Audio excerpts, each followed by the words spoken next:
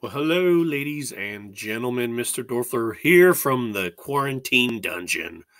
On a positive note, I think I'm slowly getting my smell and taste back. So that is excellent. um, in order to keep testing to make sure my taste is coming back, I just constantly eat different foods. So that could be a downside right there, actually, that I'm testing other foods. But for most part, I think that I am getting the sensation of smell and taste coming back to me. All right. Anyway, here's what we're going to be working on today.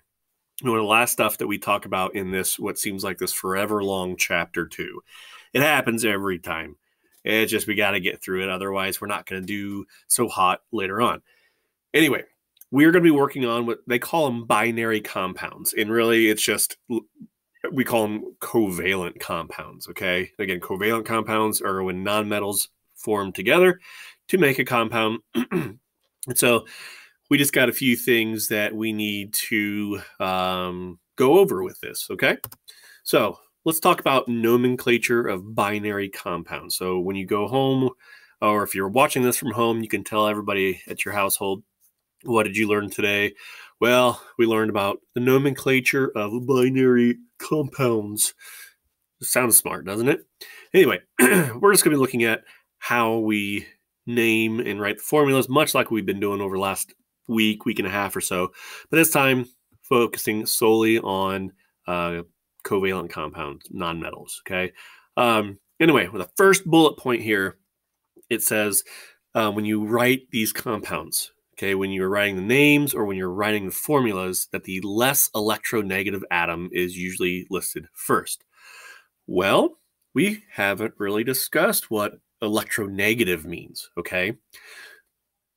The measure of electronegativity is basically how strong does an atom possess an ability to attract electrons to itself to form compounds, okay? So how strong of a pull does an atom have on electrons that are being shared, okay? Think of it as tug of war.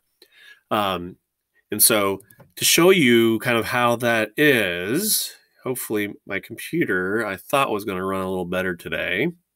Okay, so this is actually a trend that we're going to discuss in chapter 7 of the periodic table, but you know what? We may as well just talk about it now. The trend that we see for electronegativity is as we go to the right across the periodic table, okay, we start to see electronegativity increase. So that means that pretty much those elements in group 7 are going to be the greatest, the highest number or amount of electronegativity values. Now, the noble gases over here all the way to the right really don't have electronegativity values because they don't want any electrons. They're already happy.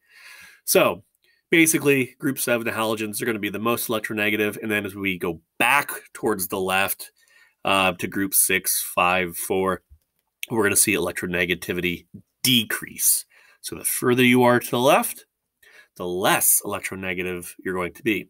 The other one we see is those that are going to be towards the bottom of the periodic table are going to be less electronegative than the ones we see closer to the top. So really that makes fluorine one of the most electronegative elements out there. It's going to have the strongest pull on shared electrons. So it's going to be a pretty strong force to deal with when it's in a bond. So anyway, that's what electronegativity is. Again, the further you are to the right, and the further you are up and to the right, you're going to be more electronegative. The more you go towards the left of the periodic table, the less electronegative you're going to be. So that's what we have to go by here, okay? So let me get back into this discussion and continue on with some of the rules here. So while this is loading, there we go. So again, the less electronegative atom is usually listed first. And we use prefixes to denote the number of atoms of each element in the compound. If you look over here on table 2.6, okay, you've got 10 numbers here and their prefixes. You need to get those, again, up here Okay, a lot of these you probably already know or are familiar with, so that'll just make it that much easier. One other thing we need to also remember is the prefix mono. We never include the prefix mono on the first element, okay? So when we're naming compounds, we never, ever, ever, ever, ever, ever include the prefix mono on the first element. I think I made it clear. Okay. So anyway, going over the prefixes, mono is 1, di is 2, tri 3, tetra 4, penta 5, hexa 6, hepta 7, octa 8, nona 9, deca 10. So you can kind of, I mean, mono you probably know, di means 2, tri means 3. I mean, I'm saying these mean, but yes. Some easy way. Penta, if you think about a pentagon in Washington, D.C., it's got 5 sides. Hexa, it's got an X in there, much like 6 has an X in it. Octa, sounds like, I mean, octopus, 8 arms, okay. Nona, both nona and 9 have an N's in them. And deca, sounds like decade, 10 years, meaning 10, okay. Look, there you have it. I just taught you almost all the way 1 through 10 for these prefixes. Anyway, let's continue. All right. Now, the ending of the more electronegative element, so the one that's going to be, again, furthest to on the right of the periodic table, it, again, gets its ending changed to IDE. So if we look at this element, CO2, carbon is further to the left on the periodic table than oxygen. Therefore, carbon will be less electronegative. Therefore, again, I love saying therefore, carbon is going to be listed first, and then oxygen. So, again, there's only one carbon here. So it does not get the mono. You don't say monocarbon dioxide. Okay, so the formula CO2, it's carbon, and then there are 2 oxygens present here. So because there are 2, if we see that that's subscript of 2 right here, it gets the prefix di, and it finishes off with oxide. It's that IDE ending. If we look at the next compound, CCl4, again, carbon is further to the left on the periodic table than chlorine. So it gets listed first. And again, there's only 1, so it gets carbon. And then there are 4 chlorines here. You get the prefix tetra, which again means 4, chloride, IDE ending. Now, this is a fun one. If the prefix ends with A or O, so that, I mean, you have mono, tetra, penta, hexa, hepta, octa, nona, deca, pretty much almost all of them. So if the prefix ends with an A or an O, and the name of the vowel, the name of the element begins with a vowel, the 2 successive vowels are often elided into one. That's a fun word, elided. Okay, what does that mean? Basically, I'm going to move my little box here. Basically, if you have a prefix that has an ending of an A or an O, and the element that you are attaching that prefix to has a vowel that begins it, you're going to, what they call elide, they're going to kind of mash them together, okay? One's kind of give way to the other. So if we look at this example here, N2O5. So nitrogen is, again, less electronegative, so it's listed first. There are 2 nitrogens, so you get dinitrogen. Okay, you get the prefix of di on there. Yeah, you put prefixes on all the other first elements as long as it's not mono. So dinitrogen. And then you have 5 oxygens. So 5, if we look over here on the table, is penta, ends in A, and then your element is oxygen. So you're going to actually end up with dinitrogen pentoxide. So you kind of shorten it up a little bit. If you didn't shorten it up, it would sound like this: dinitrogen pentaoxide. Sounds a little like angry German there. So as you can see, pentaoxide just doesn't sound right, doesn't have that flow off the tongue. So we kind of mush them together and come up with something that sounds a little better, pentoxide. Okay. So that's just one thing to kind of keep up here. when you're doing this stuff. All right, let's look at a couple of examples before we wrap up Chapter 2's discussion. All right, name the compounds here. Okay, we're up here. We have SO2. So again, look at how many there are. There's 1 sulfur and 2 oxygens. So this compound would be given the name sulfur, again, not mono because it's first element, sulfur dioxide. There are 2 oxygens, so it gets prefix of di, and it gets the ending IDE. And again, sulfur is less electronegative than oxygen. Perfect. Next, we have PCl5. Again, there's 1 phosphorus and 5 chlorines here. So we get the word phosphorus. Okay, that's the first word. And you have 5, so that's penta. And the ending IDE, you get pentachloride. So B would be phosphorus pentachloride. And lastly, Cl2O3.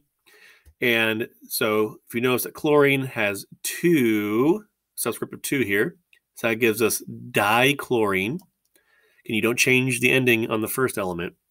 And then you have 3 oxygens, so it gets trioxide. Now again, you notice that I was able to keep my I here because it's only when you have A or O in your prefix and then a vowel on your element that you change it or you elide it.